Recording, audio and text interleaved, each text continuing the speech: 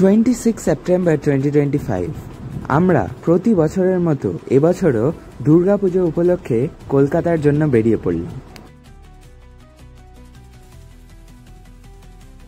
আমরা একটা টোটো বলে রেখেছিলাম আমাদের বাগডোগরা স্টেশনে ড্রপ করার জন্য, কিন্তু সেদিন আমাদের কপালে দুঃখ ছিল, কারণ কাঞ্চনকন্যা ট্রেনের বাগডোগরা ঢোকার রাইট টাইম ছিল 8:05, আর আমাদের টোটো 8টার মধ্যে বাগডোগরা স্টেশন পৌঁছতে পারবে বলে তো মনে হয় না, কারণ রাস্তায় ছিল বীভৎস জ্যাম।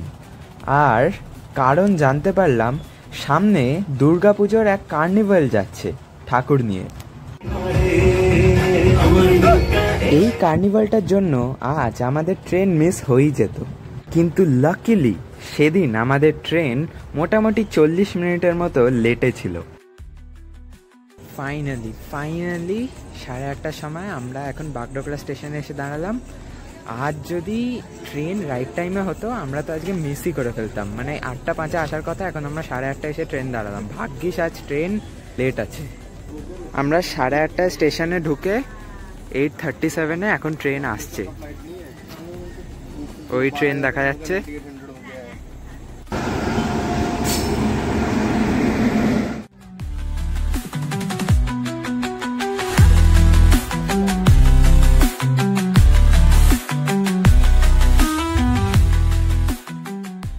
সাড়ে 10টা বাজে আর আমরা কিষানগঞ্জ ঢুকলাম।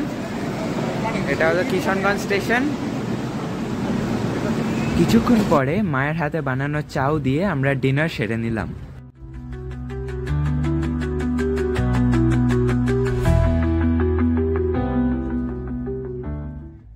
এখন 10:45 বেজে গেছে আর আমরা সবাই এখন ঘুমিয়ে পড়ছি। দেখি, আমার তো ট্রেনে সেরকম ঘুম হয় না, ট্রেনে রাত্রিবেলা জাগলে আর কোনো স্টেশন থাকলে উঠে আমি ব্লগ করে নেব।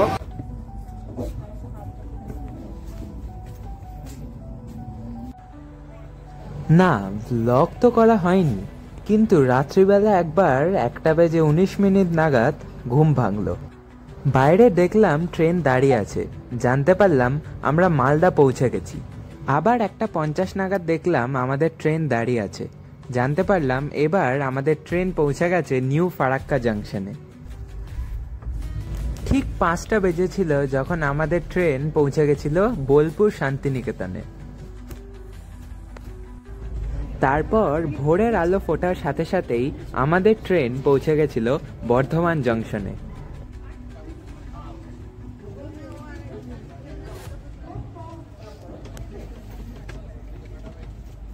একদম 6টা বাজে আর আমাদের ট্রেন এখন বর্ধমানে এসে দাঁড়িয়েছে।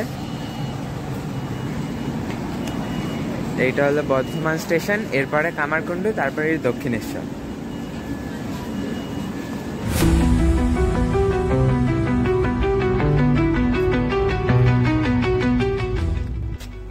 ছটা 50 নাগাদ কামারকুণ্ডু ঢুকে গেলাম, এরপরে স্টেশনে দক্ষিণেশ্বর, আর এখান থেকে 40-45 মিনিটের মধ্যেই ঢুকে যাবে।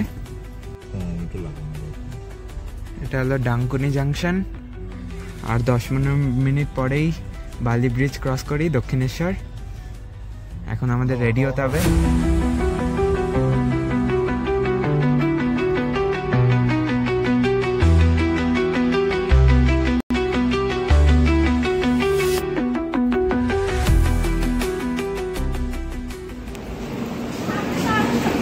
আমাদের ট্রেন বিফোর টাইমেই ঢুকিয়ে দিয়েছে দক্ষিণেশ্বরে।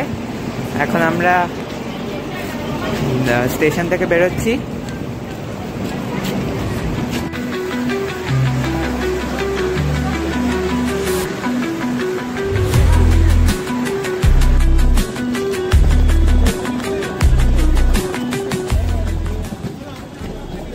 তারপর সেখান থেকে আমরা একটা টোটো ধরে আমাদের বাড়ি লিচু বাগানে পৌঁছে গেলাম। এই ছিল একটা ছোট্ট 5 মিনিটের রেল যাত্রা। ভালো লেগে থাকলে অবশ্যই লাইক, শেয়ার এবং সাবস্ক্রাইব করতে একদম ভুলবে না।